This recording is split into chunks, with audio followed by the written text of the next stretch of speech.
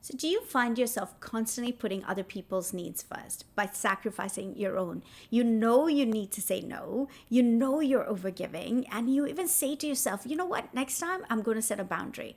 But when that moment comes again, you say yes again, and then you end up asking yourself, why can't I stop? Then this episode is for you. Hi there, I'm Michelle Jacob, founder of Rewiring Minds, creator of the Quantum Inner Transformation Technique. Welcome to You Are Enough, the podcast. This is a space where we're going to go past self-help, past self-awareness, and look into what does it truly take for you to heal, for you to thrive, no matter your external circumstances. We are going to explore the subconscious patterns that has been keeping you stuck. Today, we're actually going to explore one of those subconscious survival patterns from your childhood that is keeping you stuck. And that pattern is overgiving. And as a recovering overgiver, I can tell you one thing. Overgivers don't even realize they're overgiving. Now, instead of realizing they're overgiving, we have stories we say to ourselves. These stories often are, we're just that person. We're the person others can come to. We'll always be there for other people. We are kind, we're generous, we love serving. And the reality is, all of this is true. But I want to ask you a few questions. Do you feel guilty when you say no? Do you feel that other people might be disappointed in you when you say no? Do you feel resentment after you have said yes? Do you find yourself being exhausted and yet you keep on going because you can't stop? If you said yes to any of this, chances are you are an overgiver. You need to remember this. Kindness is a choice, but overgiving, that is an obligation. So where did this pattern of overgiving start? We're not just born with it. We're little babies, in fact. We're born with, hey, give me everything. I want that toy. You start crying, right? You want the milk, you start crying. You were born not at all being overgiver. So where did it start? So as a child, as a little girl, if you found that when you overgave and you took care of your siblings, your mom and dad were so proud of you, when you tried to keep the peace in the house, and when you took care of your parents' emotions, when you sacrificed your own needs, when you said yes when you wanted to say no as a little girl, you found that you could connect with your parents, you found that they rewarded you, you found that it was safe doing that. There was less conflict with that. And eventually, what ends up happening is your subconscious starts to see it, and the subconscious starts to believe. First, it starts as these beliefs. Remember, we're all programmed by the age of 7. And by the age of 7, you're starting to see these, you're starting to make up these stories in your mind that, hey, when I do this, I'm safe. When I do this, there's less conflict. When I do this, I'm more connected to my parents. And the subconscious starts to form this belief system that becomes the programming. And the programming would look something like this. I am safe when I overgive. My needs don't matter. When I put other people's needs first, I earn love. And that is a way to earn love. But these beliefs over time, this programming, you keep reinforcing it as you're growing. And now these are autopilot behaviors, autopilot belief system. You are overgiving, but you're not thinking that, hey, this is how I'm going to earn love. This is how I stay safe. You're not thinking that anymore. You're just giving. You're overgiving. That's just who you are now. So how is it showing up in your life today? Maybe you're the mother who's constantly giving. You're taking care of your children's needs, your husband's needs, your partner's needs, but sacrificing your own. Maybe you are the entrepreneur, the coach who's taking on more clients and doing more tasks instead of saying no when your capacity is full. Maybe you're answering calls and replying to text messages when you should be resting, when you don't feel like, but you feel obligated to immediately reply to a text. Or maybe you're that friend who cannot say no when your friend asks for a favor. Maybe you're that friend who's always available to pick up that phone and be on that call with a friend even when you are drained. Maybe you're that friend everyone calls, but you don't call. You don't ask for favors. You feel like you're being a burden when you ask for favors. And now as an adult, your subconscious is still running that old program. that old program that said, if I'm not always available, if I'm not overgiving, then I am not lovable enough. I'm not going to be loved. I'm not going to be safe. Now, overgiving has a hidden cost, and that hidden cost is you losing your identity, you feeling the resentment, you feeling nobody cares about you, you feeling underappreciated, you feeling invisible. That hidden cost is you getting sick more often. Oftentimes, overgivers, they because you're constantly saying yes when you want to say no, you're suppressing your true emotions. You're all about, okay, I don't want to have a conflict. And when you do that, you're not speaking your truth. And when you don't do that, you end up having autoimmune conditions, or maybe you're getting sick all the time because you are weakening your immune system every time you suppress your truth, you suppress your emotion. Your immune system starts to get weak.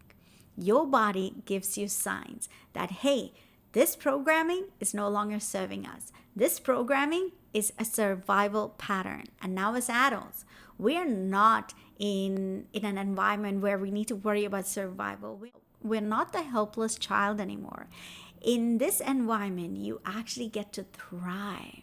And your body gives you signs that, hey, listen, look at me. Look, there is something off here. There is a programming that's not serving us. We need to thrive. We can thrive, but you need to rewire this programming.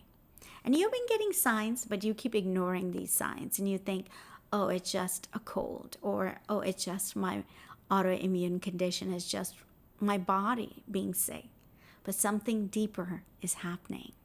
Every time you ignore your own feelings, you ignore your own needs, it's you giving yourself, or that inner child within you, you're telling that little girl within you that her needs don't matter.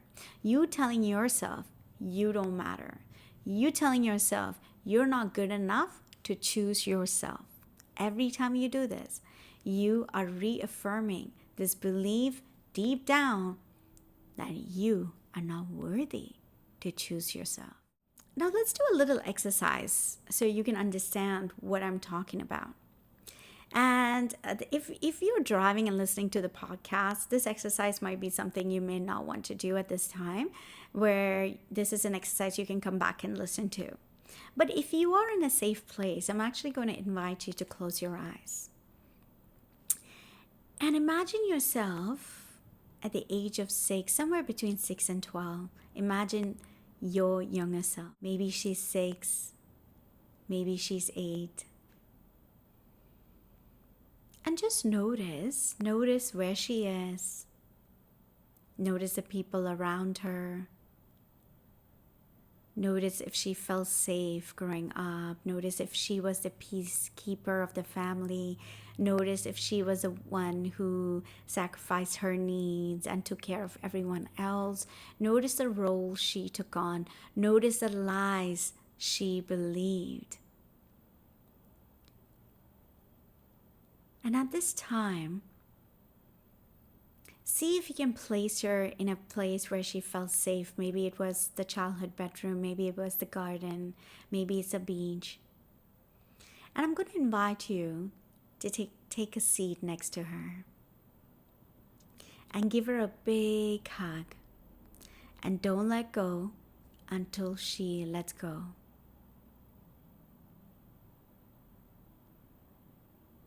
I'm going to invite you to look at her in her eyes, into her eyes.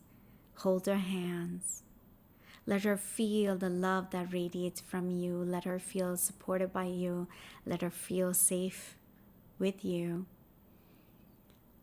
And you get to say to her, I love you so much. You're so valuable to me. You are so precious to me.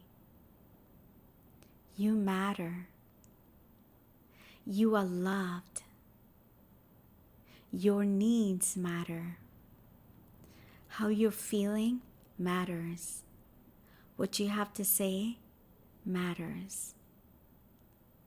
You matter.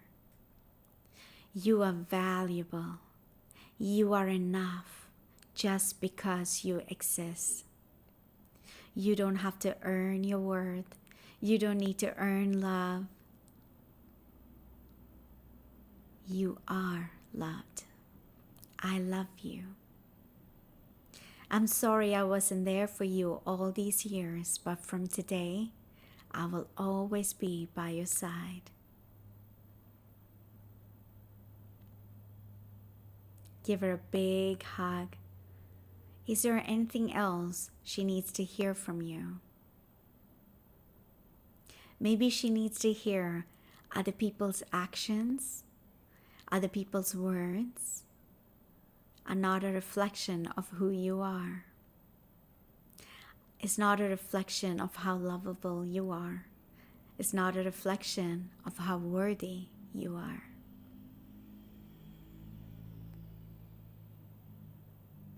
Notice what else she needs to hear to know that she no longer needs to overgive, that her needs matter, that she matters. And whenever you're ready, you can say goodbye to her. You can give her a big hug. And as you're hugging her, notice how you and her become one. And you get to come back to this present moment. And I want to invite you, now that you've done this exercise, to actually pull out your journal and answer these 3 questions in your journal. Question number 1 is, when I say no to someone, when I actually want to say yes, or when I say yes to someone, when I actually want to say no, what does it tell me about me?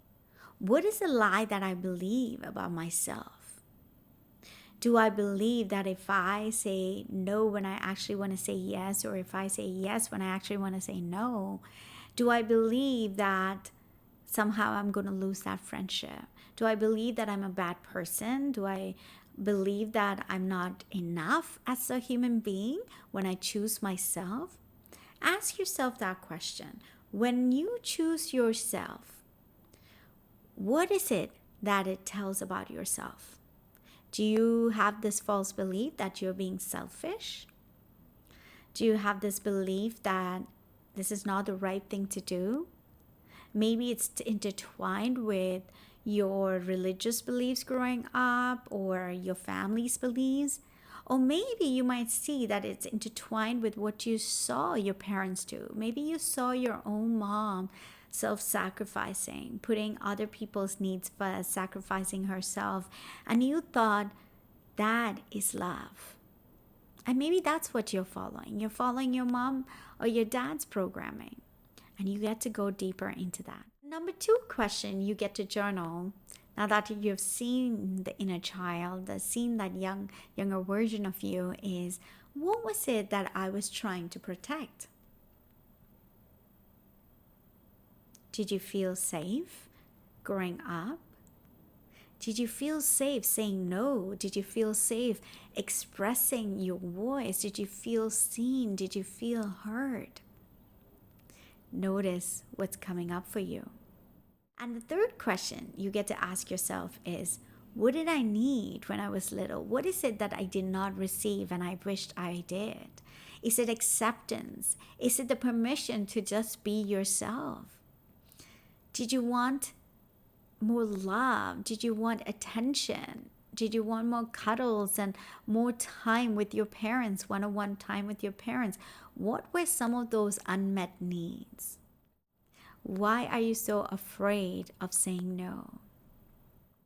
Remember, as you're writing, to notice what's coming up, but notice without judgment, with kindness, with love.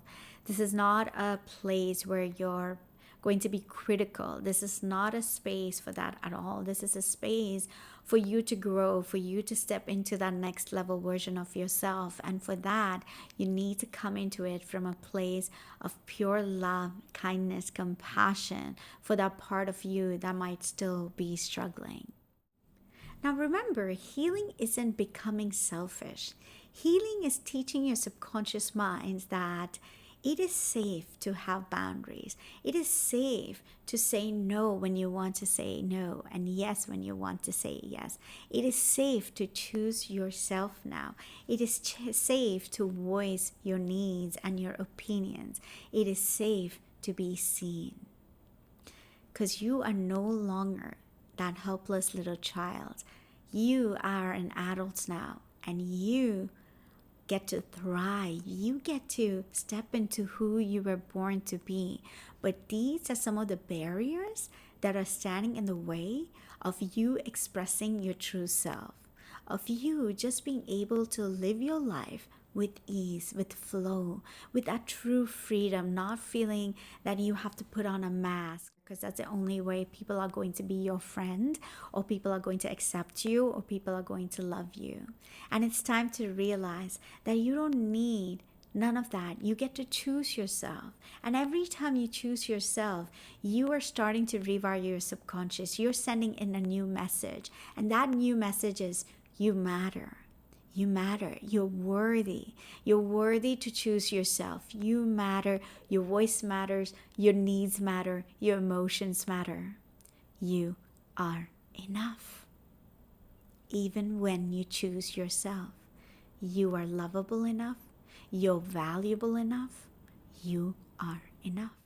And if this episode resonated with you, please do share it with someone you care about, someone you know is an overgiver, who's been overgiving, who is burning out right now, and loving her to also give herself permission to stop, to say no, to have boundaries, and to realize that she's enough just the way she is. She's loved for just being her. Her voice matters. She matters.